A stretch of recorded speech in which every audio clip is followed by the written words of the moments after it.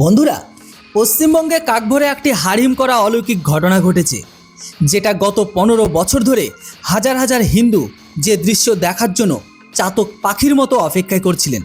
হ্যাঁ, সেই জিনিসটা হঠাৎ করে তাদের চোখের সামনে চলে এলো। বাংলায় মা দুর্গা এমনভাবে দর্শন দিয়েছেন যা আপনার চেতনাকে উড়িয়ে দেবে। এই ভিডিওটিতে আপনাদের এটাই দেখাবো যে টিএমসির বামপন্থী গুন্ডা এবং কট্টরপন্থীরা হুমকি দিয়েছিল যে যদি কেউ এই মন্দির খোলে তবে রক্তের নদী বইবে।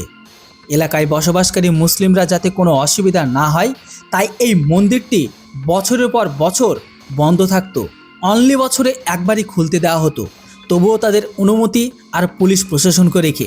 হ্যাঁ, এই মন্দিরের হিন্দুরা পুজো পর্যন্ত করতে পারতেন না। হিন্দুরা এই মন্দিরের দরজার সামনে শুধু হাত জোড় করে চলে যেতেন, তাও অত্যন্ত ভয়ে ভয়ে। কিন্তু হঠাৎ বাংলায় এই দুর্গা মন্দিরের দরজা খুলে গেল। সেখানে উপস্থিত হাজার হাজার হিন্দু নিজেদের চোখকে বিশ্বাস করতে পারছিলেন না। মন্দিরের সামনে দাঁড়িয়ে হিন্দুরা কাঁদতে শুরু করেন। আসলে পশ্চিমবঙ্গের আসানসোলের বস্তিন বাজারের একটি দুর্গা মন্দিরের দীর্ঘ বছর ধরে বন্ধ রয়েছে। কারণ হিসেবে বলা হয়েছে আশেপাশে বসবাসকারী মুসলিমদের এই মন্দির নিয়ে সমস্যা আছে। এই মন্দিরটি বছরে শুধুমাত্র দুর্গা পুজোর সময় খোলা হতো, তাও পুলিশের কড়া নিরাপত্তার মধ্যে।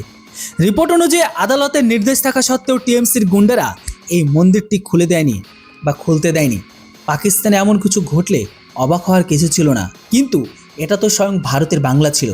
কিন্তু এখন বাংলায় বিজেপি আসতেই মন্দিরের দরজা এবং কপাট 365 দিনের জন্য খুলে দেওয়া হয়েছে। আর এই মন্দিরটি 2011 সাল থেকেই বন্ধ ছিল, কিন্তু 15 বছর পর মন্দিরের দরজা খুলে গেছে।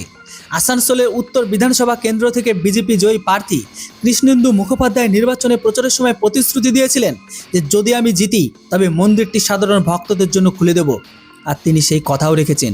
এটাই হিন্দুদের শক্তি। আপনাদের জানিয়ে রাখি যে মমতা বন্দ্যোপাধ্যায়কে তার নিজের গড় ভবানীপুরে পরাজিত করা শুভেন্দু অধিকারী বলেছিল যে ভুলবেন না, বাংলায় 70% হিন্দু আছে, যে হিন্দুদের ঐক্যবদ্ধ করবে সেই বাংলায় ক্ষমতায় আসবে। ভবানীপুরে মমতা বন্দ্যোপাধ্যায়কে হারানোর পর শুভেন্দু অধিকারী বলেন যে এই এলাকায় একজন মুসলিমকেও আমাকে ভোট দেয়নি। আমি হিন্দু, আমাকে হিন্দু, শিখ, জৈন আর বৌদ্ধরা আশীর্বাদ করেছেন, ওরাই আমাকে জিতিয়েছেন। এটা হিন্দুদের জয়। আসুন আপনাদের সেই বয়ানটি শোনাই।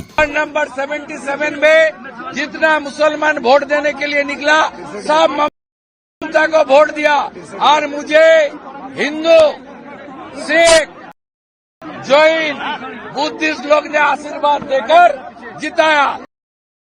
ये जीत हिंदुत्व का जीत है, ये जीत बंगाल का जीत है, ये जीत नरेंद्र मोदी जी का जीत है। যেটাই হোক, পুরো ভিডিওটি দেখে আপনাদের যে মতামত সেটা অবশ্যই কমেন্ট বক্সে লিখে জানান।